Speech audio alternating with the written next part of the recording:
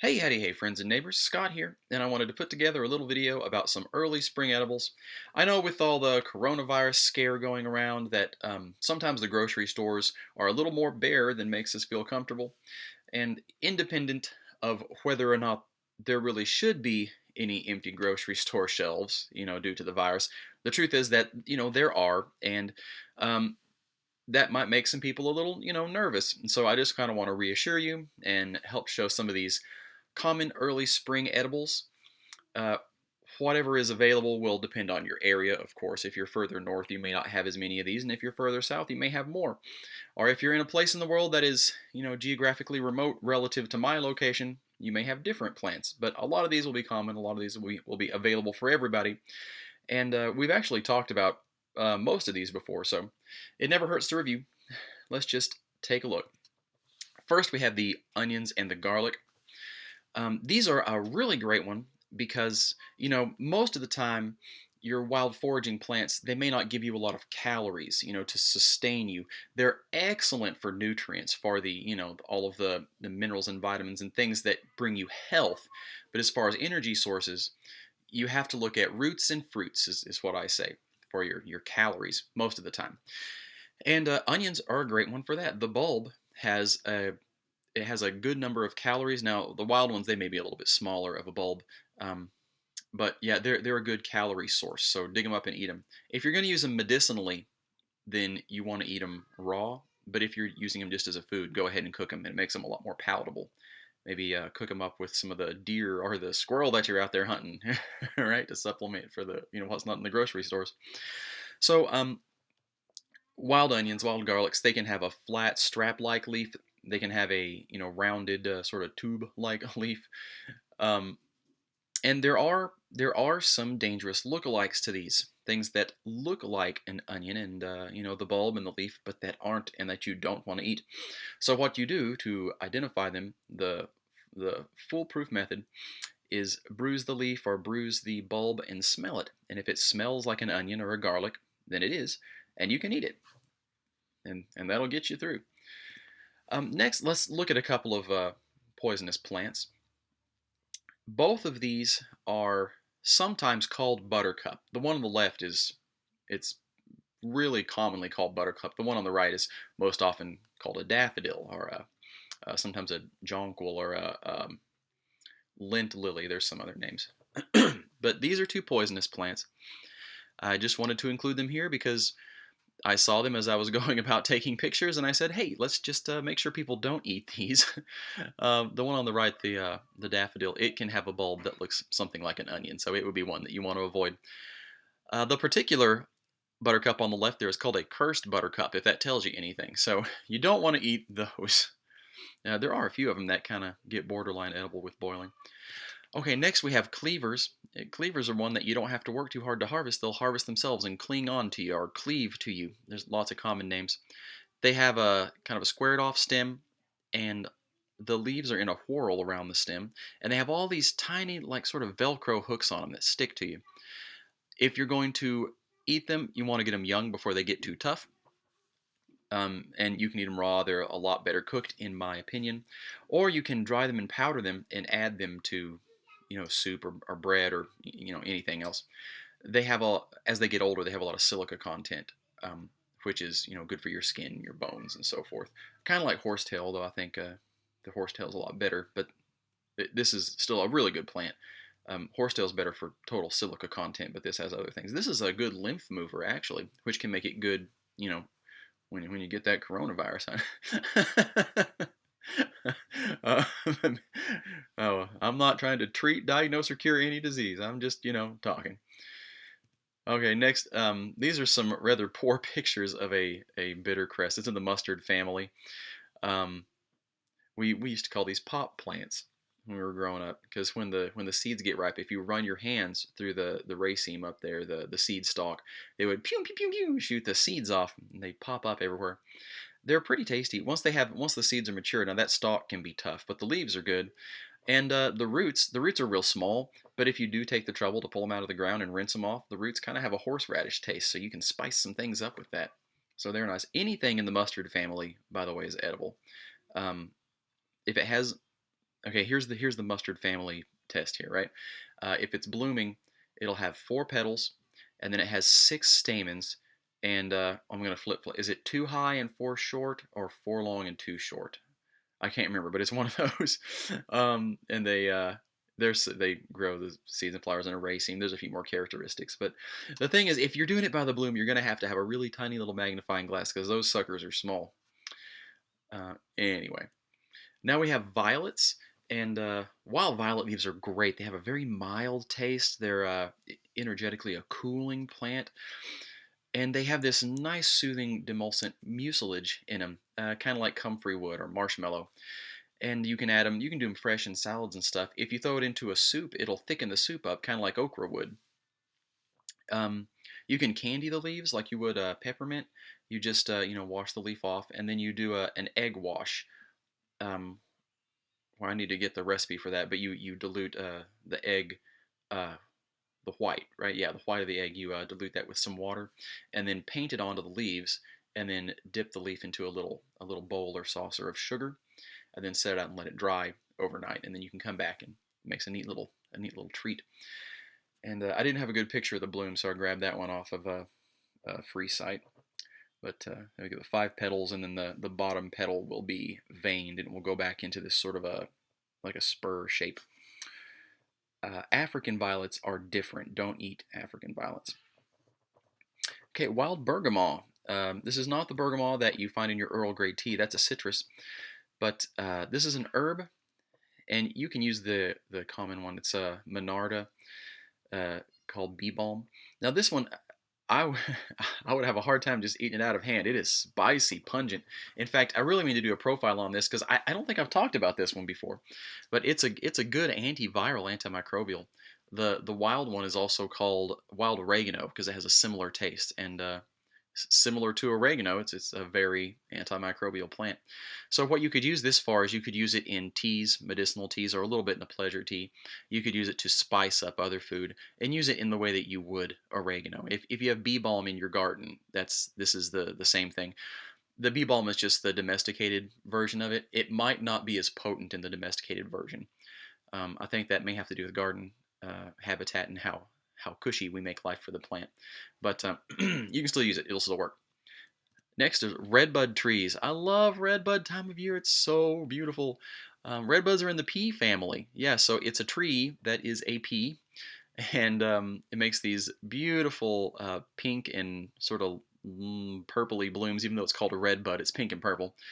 And you can, as you can see, there's no fresher way to eat them than right off of the tree. But you can sprinkle them on salads and make them pretty. Put them in bread and have a little pop of color. Oh, I guess when you cook them, they kind of lose the color. Oh, we put them in omelets. You can pickle them. You can do a whole bunch of stuff with them. They're really versatile. Um, yeah, so get out and try some of those. They're a lot of fun, and you can harvest just a gajillion of them this time of year. They're just starting to come out where I am. So if you're a little further north, you may have a little time to wait, and if you're further south, they may be in full bloom and gorgeous. All the dandelion, king of the weeds. You can eat every part of the dandelion, and they're bitter, but that's okay. The younger leaves are less bitter. You can boil them. That gets rid of the bitterness. It'll also boil out some of the nutrients, but it'll give you the bitterness. Get rid of the bitterness. Very, very nutritious plant. Um, the yellow part of the blossoms is not bitter at all. It's quite nice. The little bracts behind it are bitter though. It has white sap, so it's one of those plants with the white sap that you don't have to worry about. And you can do there's all kinds of projects you can do with dandelions, like trying to make a flute out of the stem or using the sap as glue, and there's a bunch of stuff. Take the root. I think my favorite way to do these is you get the root and wash it off, chop it up, and you can dry it and kind of roast it. You can dry it up in the oven, or you can crush it up and you can roast it on a saucepan on kind of medium heat till it browns. And then you can make dandelion coffee with it, just like you would with coffee grounds. But instead of leaving it there, add some chocolate in there and some cinnamon and ginger and a little nutmeg. Stir in a little milk and make a dandelion root mocha, and that's great.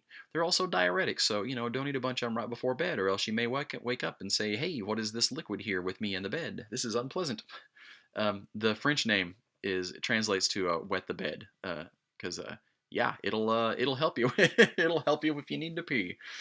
Um, this is well, a mess of a photograph, but these are my goji berry plants, and it's not time of year to eat the berries, but the leaves are edible. You can toss them in a salad or just eat them, or whatever you would do with the green.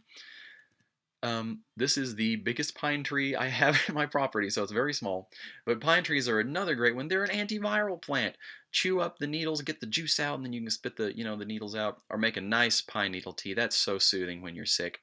Uh, you just get the needles, kind of chop them so they fit in the cup. Pour the hot water over it and cover it. Let it extract out the vitamin C, and it has this antiviral shikimic acid. It's the component they use to make Tamiflu, but this is in a more natural, unprocessed form. Sweet gum trees also have that, although I don't have one in my yard. I'm working on sprouting some from seed to see if that'll work, but I don't have a picture of that. If you've got sweet gum trees, you can do that too. People do it from the bark. I like to use the green the little spike ball seeds. Oh yeah, on the just about everything on a pine tree is edible too. I mean, the inner bark, I've used it making cookies that were just really good. Or you can, I think the powder's better. It's better to dry and powder it and add it to something than to eat it fresh. Some people they like that, and they're just having more luck than I am, I guess. But I like to powder that inner bark. All the seeds are edible. If you happen to have a species that makes seeds big enough to be worth working with, the ones around here make little teeny tiny little black specks of seeds. Let's look at another one here. Lemon balm. Okay, this is from my herb garden. This is a really common garden plant, so you may have this. You may have it popping up. Lemon balm is mostly used in teas. You can eat it. It's just I think it would be a little too strong just to eat it handfuls of it, but you can mix it in with other stuff, and it does make a delightful tea. It's a mood lifter. It's got some antiviral properties as well. I don't know how coronavirus responds to it in particular, but it does have some antiviral properties. So get you some of that. Um, this is a muscadine vine. It's not leafing out, but I figured if you're far enough south and you have any muscadines around you, muscadines are a type of grape, you might have the leaves, and the leaves are entirely edible. Also, grape leaves or muscadine leaves are good at reducing cytokine storms, or reducing the cytokine reaction. And I talked about that in a video yesterday. That's the dangerous part about this. I keep wanting to call it the Jakarta flu because the coronavirus thing so much reminds me of that book, The Jakarta Pandemic. But yeah, the real dangerous part about it is the ARDS, the acute respiratory distress syndrome, which is related to cytokine storms, out of control cytokine reactions in the lungs that make it difficult to breathe. And grape leaves are one of the herbs that can reduce that if you were to start to get in that situation. And for whatever reason, weren't going to a hospital, if you thought that they were swamped and couldn't take care of you, or if you just are the type of person that wants to take care of it yourself, I'm not necessarily encouraging anything except that you use your own your own good judgment in all of these things, and don't blame me for whatever decisions you try to that you end up taking. But yeah, grape leaves, eat that stuff. They use them in the dolmas when they get big, but we're not going to have any big ones this time of year. This is a very out of focus picture of one of my blueberries. You can see the wood chips behind it, very clear. The blueberry plant, not so much. So, okay, there's not blueberries this time of year, but the leaves are edible. um, they're used in teas sometimes. You can eat them. This is dock, like a curly dock, yellow dock. I have not had a lot of luck eating these. Some people will eat them when the leaves are very young. They're real bitter, like a dandelion. That I probably should try it some more and see if I can, work out some better strategies for it. But I'll just point out that some people do have better luck getting these things down. So go ahead and give it a try. Maybe boil them and then fry them in olive oil after that. I don't know. The root, uh, the root is very nutritious. It also tastes like garbage sink water. It tastes awful. And you have to dry the root first before you eat it. So if you want to venture down that path, I mean, if you're needing the root calories and all the nutrition, all right, just chop it up, then dry it, then maybe put it in a good grinder so you can put it in some water and just choke that stuff down. It is nasty. Uh, um, yeah, guess that's all we're gonna say. Well, no, I'll mention it's also it's laxative. So I mean, not horribly so. It does have a laxative effect because of its It's also a cholagogue type of plant. So it's good for your liver to kind of clean the liver out, but then that it causes you to poo more when you do that. So be forewarned. Hey, if we're all quarantined, you're not going anywhere anyway, right? This is one of my blackberries. But what's really in focus is the garden bed behind the blackberries. Yeah, that's in focus. You can eat blackberry leaves, raspberry leaves. They're actually pretty nutritive. They're a pretty good one. Not a lot of calories in them. Red raspberry leaf is probably the preferred one because it's so associated with the medicinal effects. But all of those related plants, you can do it with all of them. They're all nutritive. And the best way to extract the nutrients, in my opinion, is a nourishing infusion, nourishing herbal infusions, where you get a bunch of the plant material. I mean, like a good amount of it, like a 1 ounce of it dried, or you could say maybe twice that if it was moist, and boil up some water, and then put the herbs in a big mason jar, and then pour the boiling water over it to get about like a quart of water. Close the lid, shake it up, and then let that stuff set for 4 hours or overnight. The heat and the long steeping time gives it time to pull the minerals and all the nutrients out of the plant that wouldn't be extracted in just a quick infusion. I would also, if you're using the plant fresh, pop it in the blender with a little bit of liquid first, just to help tear and rip everything up. That'll give it better access. If you're using the plant dried, that's the drying process is going to help to break those cells open. Okay, next. Oh, we have some spring favorites: henbit and purple dead nettle. Most of what you're seeing here is purple dead nettle. That's the ones that they're shaped kind of like a Christmas tree. They have those sort of triangle-y shaped leaves. There is one. Well, I guess there's two henbit in here. If you look at uh, the middle of the left side, there's one of these that has a more vibrant color on it. That's the henbit, and they have more like poofs of blooms down the stem. They're both edible. They're both pretty interchangeable.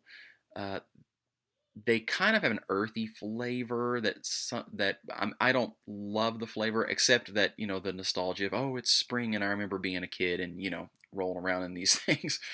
Um, the blooms, actually, the little teeny tiny blossoms, are pretty good if you want to take the time to pluck them off and just eat them for fun, or have your kids do it. They'll love that. Um, yeah, I think my favorite way to prepare these would be to chop them up pretty fine and then add them to like a rice and chicken kind of a dish, something in that. That's just me. But you can do anything with them that you would do with a green. Prickly pears are available year round, and I want to say that they're available in every one of the United States, even in Alaska in some places.